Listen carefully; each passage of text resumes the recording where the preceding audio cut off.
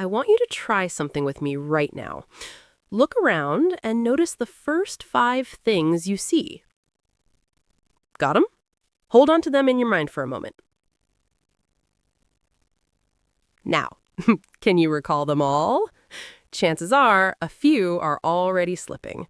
Maybe that's frustrating, or maybe it feels familiar, because this is exactly how your short-term memory works every single day, silently deciding what sticks and what vanishes. I remember one morning I walked out the door, convinced I had my wallet, my phone, even my keys. 10 steps later, panic. Nothing in my hands. My brain had simply let the information fade. What if I told you that moment of forgetting isn't just random? That your short-term memory follows secret rules, tricks, and patterns that scientists have been studying for decades. And here's the best part. You can actually test it for yourself right now. Short-term memory, or STM, is your brain's workbench for holding information temporarily. Think of it as a mental sticky note. You jot something down, but it won't stay forever unless you do something with it.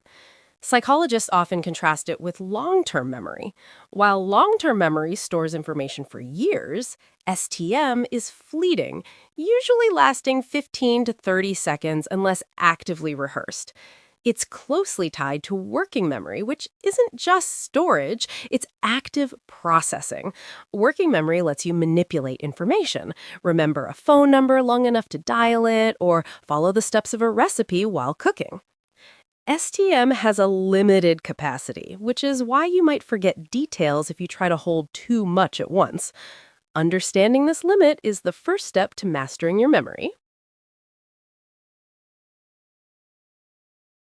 One of the most famous discoveries about short-term memory comes from George Miller. Yeah, back in 1956.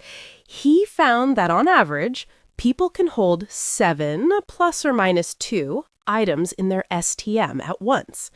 That means most of us can remember anywhere from 5 to 9 chunks of information, numbers, letters, or even words, before our brains start dropping pieces.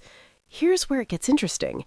Our memory isn't fixed to individual items.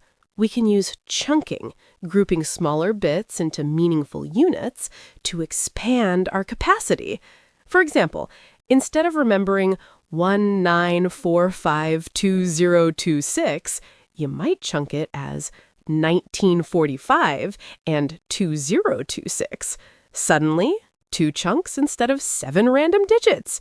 This simple trick is a cornerstone of memory improvement, and it's the secret behind why phone numbers, social security numbers, and license plates are designed the way they are.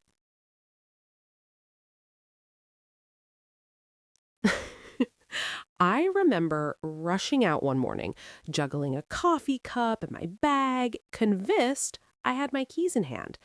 10 steps later, my heart sank. I was standing there, empty-handed, staring at the floor.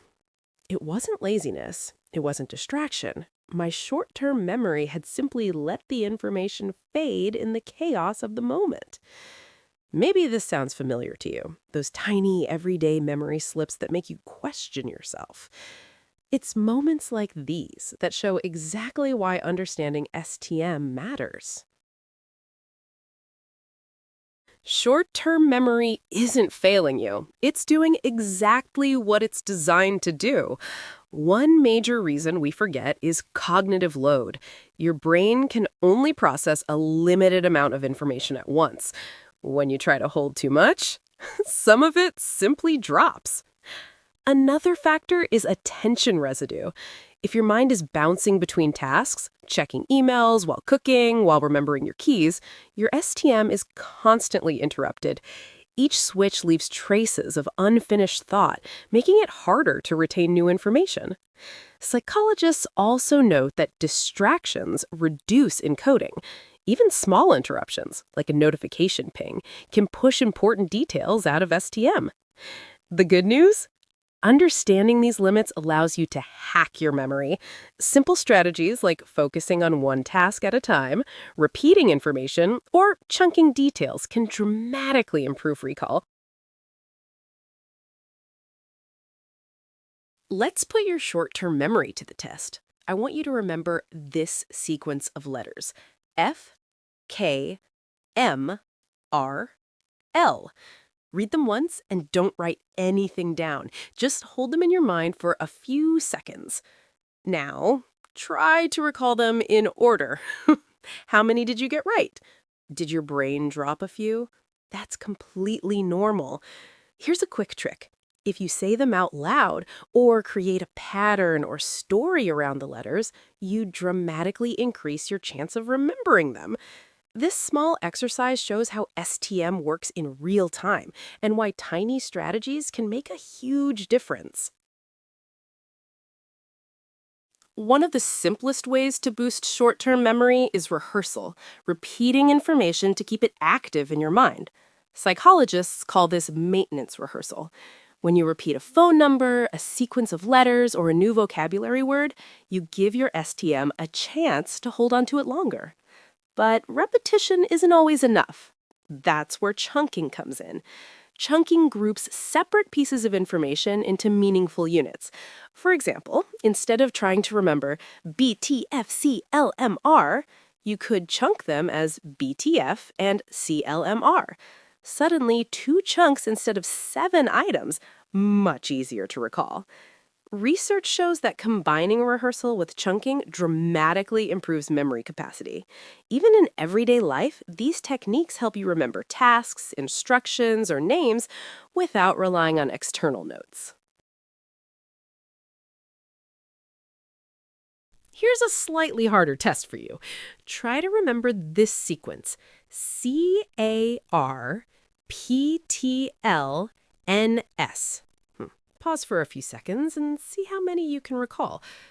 If it feels tricky, don't worry. Your STM is just showing its natural limits. Here's a tip.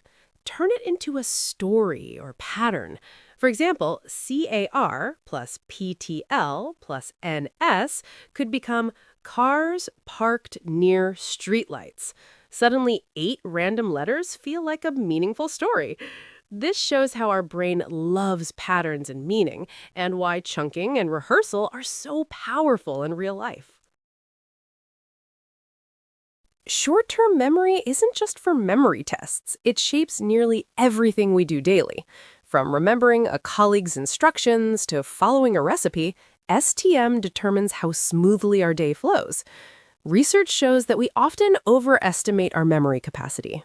Multitasking, distractions, or information overload can quickly push STM past its limits, causing forgetfulness. That's why external memory aids like notes, reminders, or phone alerts aren't signs of weakness. They're essential tools to manage cognitive load. Psychologists also highlight simple hacks to support STM.